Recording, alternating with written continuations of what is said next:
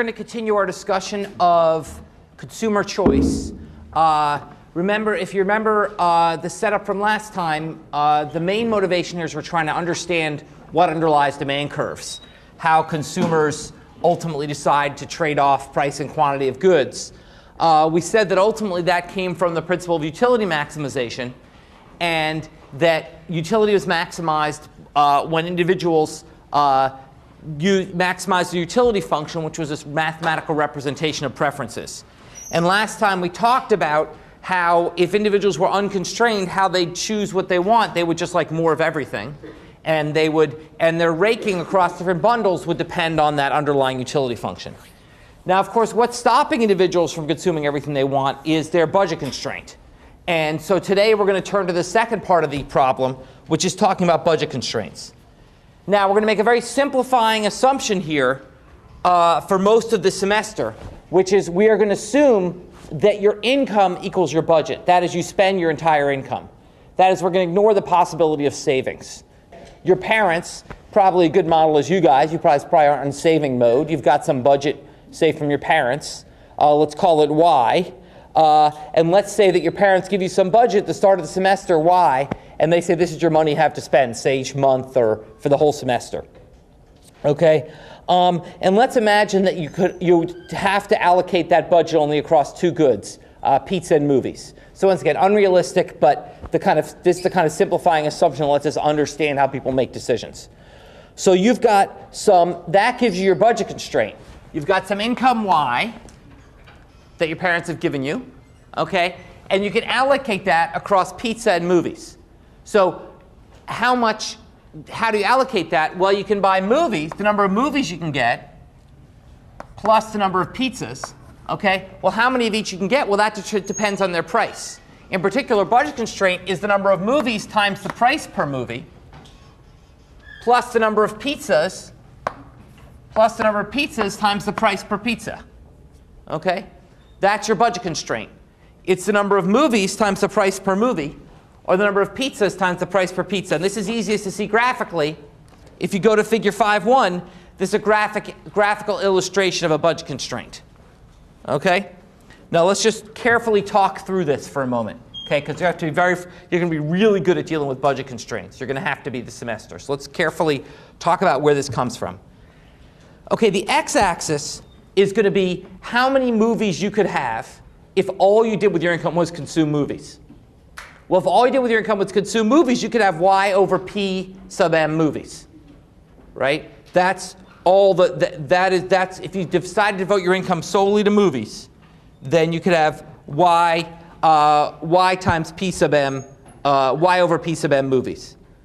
If instead you decide to devote all your income to pizza, then you could have y over p sub p pizzas. Okay, so the y-axis is going to be the point where you consume 0 movies and all pizza. Is going to be where you devote your entire budget to pizzas.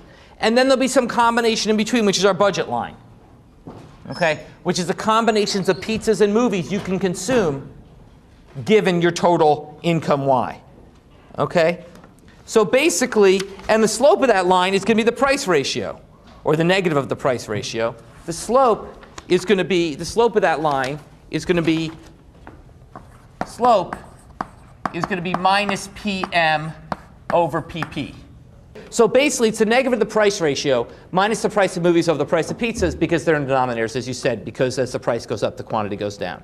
So the negative of the price ratio of the price of movies to the price of pizzas is the slope. So let's just do a simple example. Imagine that income equals $96. Imagine your parents give you $96, say a month or a semester. Okay? Imagine that the price of movies is $8. Okay? And imagine the price of a pizza is $16. Okay, it's a good pizza. Okay? So what this means is that with your income of $96, you could either get 8 pizzas or 12 movies. Okay? So that means that the price ratio, the slope of your budget constraint, is minus a half. Okay, the price ratio is minus a half. So the slope of that budget constraint is minus a half. Now, we have a name for this slope. We're going to call this the marginal rate of transformation. The marginal rate of transformation is our label for this slope. Okay? Now, why do we use that name? What we mean is that's the marginal rate at which you can transform, okay, the rate at which you can transform pizzas into movies. Okay? The rate at which you can turn pizzas into movies. Now, once again, like I talked about last time, you're not an alchemist. You're not actually turning pizzas into movies. But the market essentially is giving you a rate at which you can do that given a budget. Given that you have a certain amount of money, okay? Given that you have a certain amount of money, $96, and given, in particular, given the prices that you face in the market, you could transform pizzas into movies by trading one pizza for half a movie. Now, once again, you're not actually doing the physical transformation, but that's the trade-off that you face when you're trying to transform one to the other. So effectively, it's the same as if you're trading them for each other. As I talked about last time, it's essentially the same as you're trading, and that's because of the key economic concept we'll come back to over and over again in this course, the concept of opportunity cost. The concept of opportunity cost. Okay? The opportunity cost is the value of the foregone alternative. Opportunity cost is the value of the foregone alternative. The value of the foregone alternative is the opportunity cost. So basically what that means is if you decide to forego a pizza, okay, then that's the same as foregoing two movies. Or likewise, if you decide to forego a movie, it's the same as foregoing half a pizza. So the opportunity cost of a movie, what essentially the movie is costing you, is half a pizza. Okay? Now really it's costing you $8 and a pizza costs you $16. But when we think about trading off goods, the opportunity cost of that movie is that you've foregone the ability to eat half a pizza. Okay? That's the opportunity cost of the situation. Okay? So that's basically how we're going to think about this trade-off. We're going to think about trading off goods as the opportunity cost of consuming one good instead of another. The opportunity cost of that movie is that you haven't gotten to eat half a pizza, or the opportunity cost of the pizza is that you've foregone seeing two movies. Okay? And the reason is because you have a fixed budget. If you had an infinite budget, there'd be no opportunity cost. But because you have a fixed budget and you have to allocate that budget, there's an opportunity cost. By deciding, if you choose not to decide, you've still made a choice. Okay?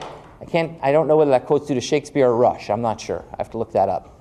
But basically, if you choose to have one thing, then by definition you're foregoing another.